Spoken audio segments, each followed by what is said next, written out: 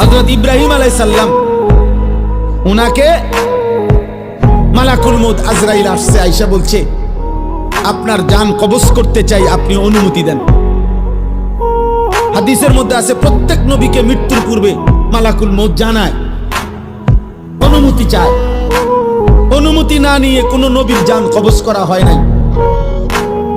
তো ইব্রাহিম আলাইহিস সালাম বললেন, আজরাইল আমার একটা ছোট্ট প্রশ্ন আছে আল্লাহর কাছে, তুমি একটু জিগাইয়া আসো। যাও তুমি জিগাও। তো আজরাইল মালাকুল মউত বলছে আচ্ছা বলে। তো তুমি গিয়া বলবা আল্লাহর কাছে, আয়াকবিজুল খলিল রূহা খলিলিহি। আল্লাহকে জিজ্ঞাসা করবা গিয়া যে ইব্রাহিম জানতে চাইছে কোন বন্ধু কি বন্ধুর জান কবজ করে? বন্ধু বুঝি বন্ধুরে মেরে দেয়? আমি না আপনার বন্ধু? ইব্রাহিম আলাইহিস সালাম কার বন্ধু?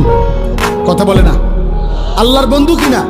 তো ইব্রাহিম আলাইহিস সালাম বলতেছে যাও গিয়া জিগাও কি বন্ধু এটা, বন্ধু বন্ধুরে মারতে কয়? বন্ধু বুঝি বন্ধুর জান কবজ করে?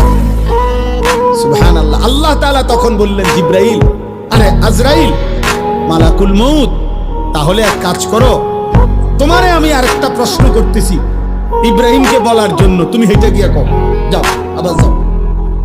তো মালাকুল মউত এসে এবার ইব্রাহিম আলাইহিস সালামকে বললেন, আপনার কথার জবাবে আল্লাহ তাআলাও একটা প্রশ্ন করছেন, আপনি এটার উত্তর দেন। তো বলছে কি? তো আল্লাহ তাআলা জানতে চাইছেন আয়াকরাহুল খলিল লিকা খলিলিহি, বন্ধু কি তাহলে বন্ধুর মুলাকাত সাক্ষাৎ চায় না?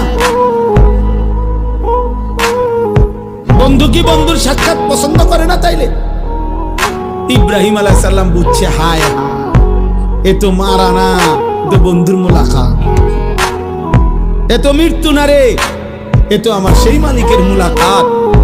পুরাটা জীবন আমি যার জন্য পরীক্ষা দিছি, যার জন্য আমি নমরুদের আগুনের কুণ্ডলিতে পড়লাম, যার জন্য আমার জীবনটা নবীদের মধ্যে সবচেয়ে বেশি অঞ্চল ছাড়ছে, হিজরত করছেন, এলাকা ছাড়ছে বেশি, ইব্রাহিম আলাইহিস সালাম।